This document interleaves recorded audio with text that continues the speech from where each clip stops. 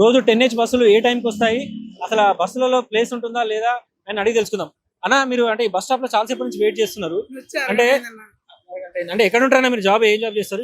ఇక్కడే ఉంటాం, పెద్ద కూడా చేస్తాము. అక్కడ 222 ఎక్కుతాను, 222 వచ్చి ఇక్కడ 10H గురించి వెయిట్ చేస్తాం. అరగంట సేపు వెయిట్ చేస్తాం. రోజు 10H పరిస్థితి ఇదే ఇలాగే ఉంటది అన్న, రోజు ఇలాగే ఉంటది. వచ్చిన వాడు తిన్న స్ట్రేట్ పోతాడు, ఇదే పరిస్థితి మాది. బస్సు కూడా ఇంతకుముందు ఆపలేదు ఇక్కడ, అంతసేపు అలాగే ఆపుకుంటూ పోతాడు. ఇంకేం లేదు, ఖాళీగా కొద్దిగా ఖాళీగా ఆపడు. వచ్చిన బస్సులన్నా ఖాళీగానే ఉంటాయా? అది కూడా కొద్ది రద్దీ కూడా కొన్ని రెస్ట్ ఉంటాయి, కొన్ని ఖాళీ ఉంటాయి. అంటే ఎన్ని నెలల సంది ఉందన్న ఇట్లా ఇబ్బంది? ఇది ఇప్పుడు వస్తే 3 నెలలు పెట్టిందన్న, 3 నుంచి ఇలా ఉంది. ఎంతసేపు వెయిట్ చేస్తుంటారు మామూలు బస్ స్టాప్ లో?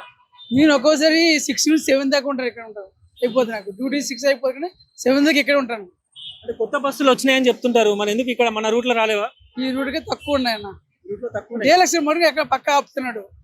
ఇవి ఆర్డినరీ ఎక్స్ప్రెస్ కాకుండా డీలక్స్ పక్క ఆపుతాడు. డీలక్స్ బస్సులో బస్ పాస్ అనేది ఉండదా?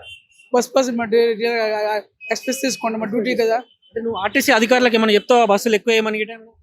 బస్సులు కొద్దిగా ఎక్కువ వేస్తే బాగుంటుంది, బస్ స్టాప్ లో ఆపుకుంటే బాగుంటుంది. ఇదే కదా ఇక్కడ ముందుకి, ఇక్కడ ఉత్సకిరణ బస్ స్టాప్ ఉంది, అక్కడ కూడా ఆపరు, ఎక్కడ ఆపట్లేదు. వాళ్ళ ఉండి ఖాళీ ఉండి ఏమంటాడంటే ఇది ఎక్స్ప్రెస్ ఆపుకోవద్దు, రూల్స్ లేదు, ఆర్డినరీ ఆపుతాం మేము.